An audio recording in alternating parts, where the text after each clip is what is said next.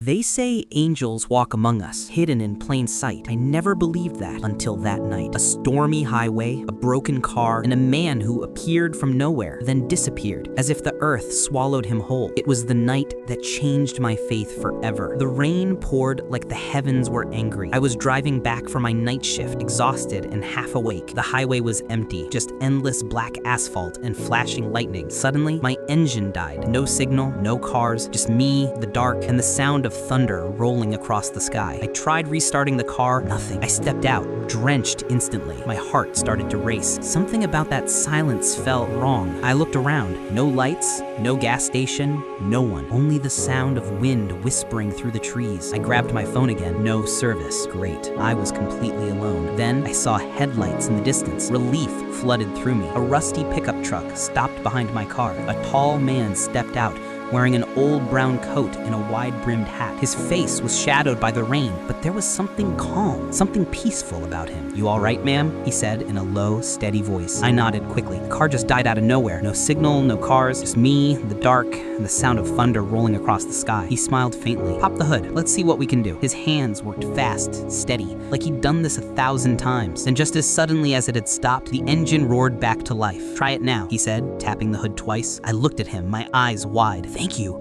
You saved me. I didn't even see your truck coming." He chuckled softly. "We all end up where we're needed most." Lightning flashed again. I blinked and he was gone. No truck, no footprints, just the sound of rain. I ran out, calling into the darkness. "Hello, sir. Where did you go?" Nothing, only wind. My heart pounded as I turned in circles, trying to make sense of it all. Then I noticed something on my windshield, a small silver cross, glimmering under the rain. I froze. I never owned a cross. I drove home that night in silence. No music, no thoughts, just one overwhelming question. Who was he? When I reached home, I opened my door and saw my old Bible lying open on the table, a page I hadn't touched in years. It read, "Do not forget to show hospitality to strangers, for by so doing, some people have shown hospitality to angels without knowing it." Hebrews 13:2. My breath caught. I looked at the silver cross in my hand, still shining. That's when I realized maybe it wasn't a stranger at all. Maybe it was a message from God. After that night, everything felt different. Every little thing, a song on the radio, a phrase in a book, a random stranger's words, all felt like tiny signs guiding me somewhere. One morning, while driving to work, I saw a billboard I'd never noticed before. It said,